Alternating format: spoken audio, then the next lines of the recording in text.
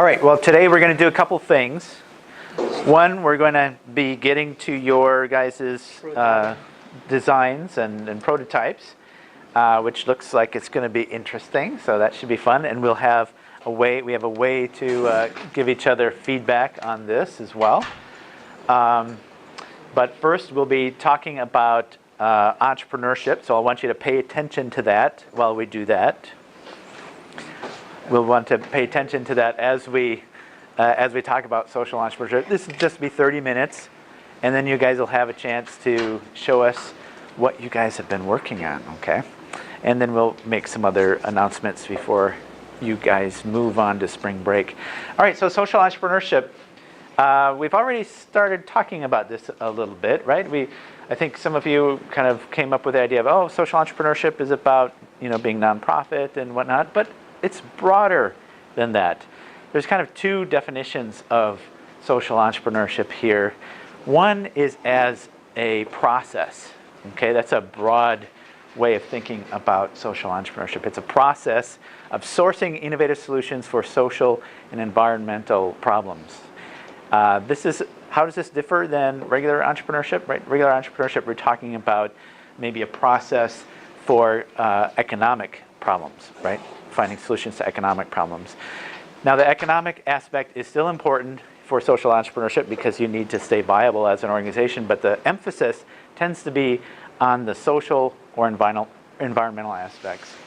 The second definition that I have up here is this idea that social entrepreneurship is about being a change maker, thinking about a current equilibrium and changing it to a new equilibrium. So what I want to do is I want to show you an interview with Sally Osberg, who's written this book. She's been doing a lot of research with social entrepreneurs over the years, and she's going to give us a few examples. And so I want you to pay attention to a couple examples that she's going to be giving us about social entrepreneurship, and she'll talk about how they, in fact, are creating new equilibriums, okay?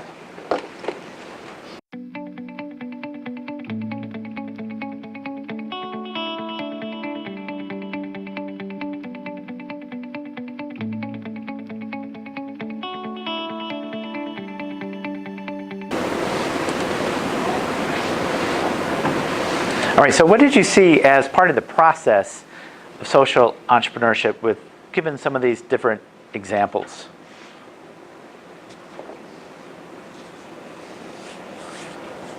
What were some things? Noah?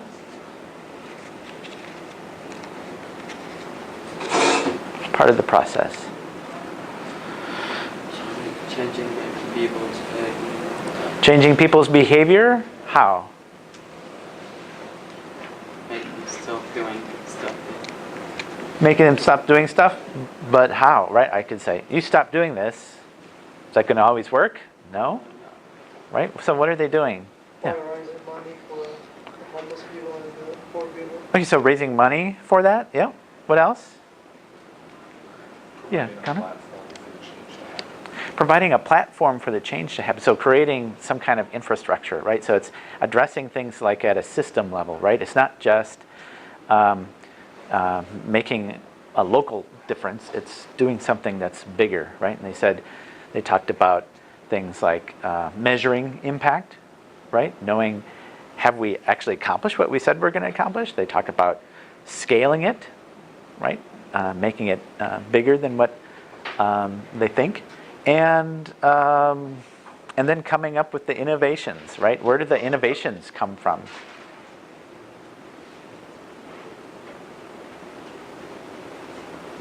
Where do you think the innovations are coming from?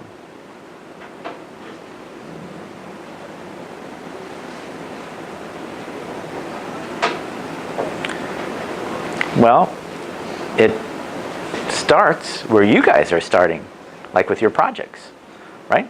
So here's 4 phases of social entrepreneurship, and I'm going to go through each of these. These are from Sally Osberg's book, but also from your reading for today. So if you notice, your reading is from the Stanford Social Innovation Review. So Stanford not only provides kind of the basis for our design that we end up using in class here, but also basis for the idea of social innovation as well. So, so they talk about 4 aspects as well. So understanding the world, being people-centered, sound familiar about what you guys are doing with your projects, right? Envisioning the future, the idea of experimenting and scouting out new ideas, building a model for change, using data to measure progress and so that you can refine how you're doing it, and then scaling, making a bigger impact, taking your local idea and turning it into something much bigger. So let me take each of these at a time, and I've got like a little video to show for each of these. Understanding the world.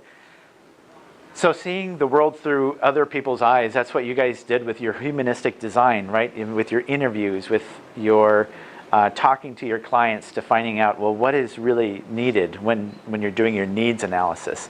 All of this is important. One interesting idea is the bottom of the pyramid. Are you familiar with that idea? That's looking at the world's poor, basically, those who are marginalized, and using them as a way to innovate new products and see the world through their eyes. Let me show a video on this. And while we're watching this, I want you to think about how the people-centered design fits with this concept of bottom of the pyramid.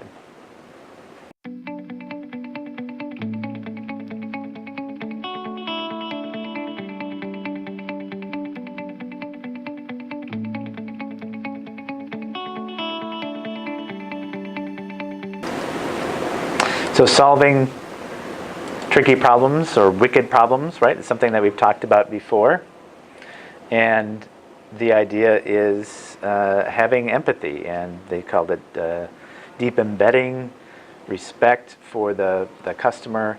Those are all things that that you guys are doing in your projects, and is an important part of this first part of the phase of how social entrepreneurship unfolds over time.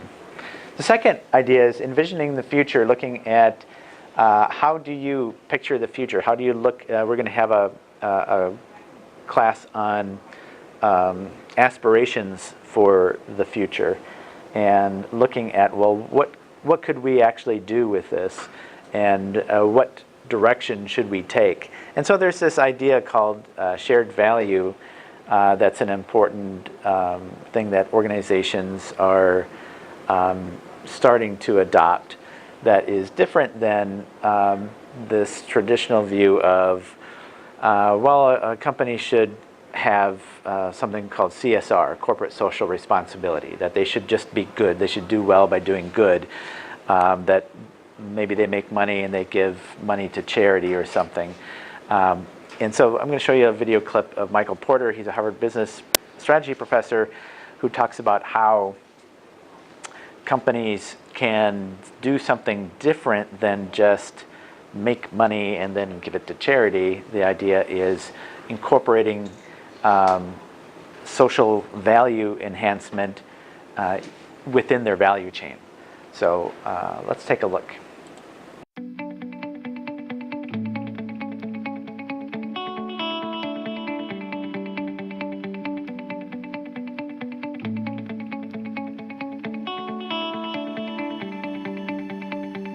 So this idea of shared value gives us a different vision of what the world of business could be, right? He's sort of reimagining what capitalism could be and how it can work to benefit society in a way that's more than just economic, right? And so he gives this example of fair trade coffee, right? And so if you go to Starbucks, Starbucks values the idea of fair trade coffee, but actually there's very few of their coffees that are actually fair trade. What they do instead is what he's suggesting, is creating shared value. They know that it's important to have a stable supply of beans, because drought and whatnot can affect the supply. They could just get it off of any market, right? It's a world market, it's a commodity. So, but what happens is if there is a drought in a certain world, they have to buy beans from somewhere else. And the beans take the flavor of the soil and the place that they are grown from. And so then you get a different taste. And if they're selling certain tastes, they need to make sure that they lock down their supply. And so it's good for them to work with their farmers and make sure that they stay in business instead of just burn down rainforest, grow it for a year, and then go out of business because the world market drops and then move somewhere else. They want to lock it down, make sure they're growing the crop the way that they want to, maybe like shade grown or something like that. And they make sure that the farmer gets enough money, but they don't go through the whole process of fair trade coffee. They're doing shared value instead. Another example would be Coca-Cola, right? Coca-Cola, they could be making money, right? Making money to appease shareholders for the next quarter, right?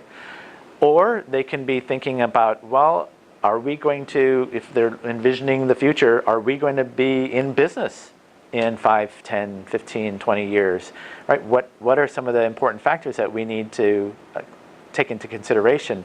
And when they think about, for instance, what's the main ingredient in Coca-Cola? What's the first ingredient? Sugar. It seems like sugar. It's water. And so they need to think about, are we going to have enough fresh, clean water to be able to put in their drinks? And so, for instance, one of their things, they're working with the World Wildlife Federation in India to make sure that there is clean water. You know, in areas where there's drought and whatnot, they need to make sure that there's clean, fresh water. And if they don't, they can't sell their product. So, by looking to the future and understanding the whole value chain of how they get their product to their customer, they can start to create this shared value instead of just thinking about shareholders in the next term, right? They're looking broader than that, more sustainably. The third phase is this idea of building a model for change. And so looking at different systems, looking at how you measure and track progress.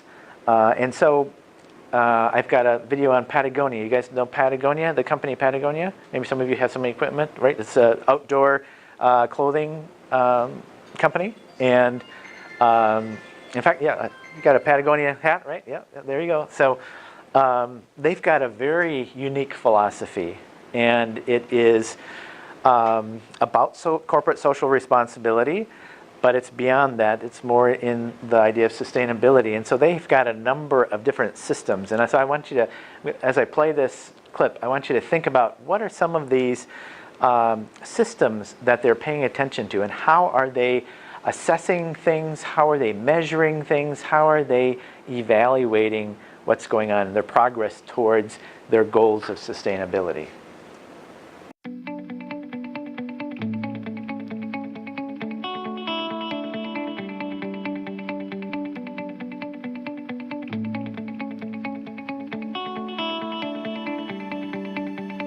Yeah, right.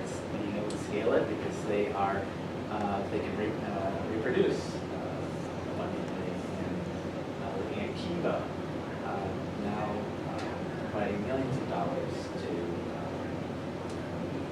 different entrepreneurs, right? And so it makes me think about you guys and your projects. And what I'd like you to do is think about what could your project, how do you think as a social entrepreneur this semester, even from the humanistic design idea, even to the scaling up of it, right? I mean, thinking about some of your different projects, your voice or the fetch idea, right? How could, it's more than just one person that could benefit from that. How could you actually scale that cheaply to a lot of different people? Even something like this idea of the Hilltop campus map. I'm sure there's a lot of different areas in different cities that could use more economic revitalization? And how could this be, how could in the end you give a talk to somebody else in another community and share what it is that you learned that they could actually do the same thing? That's the idea of social entrepreneurship.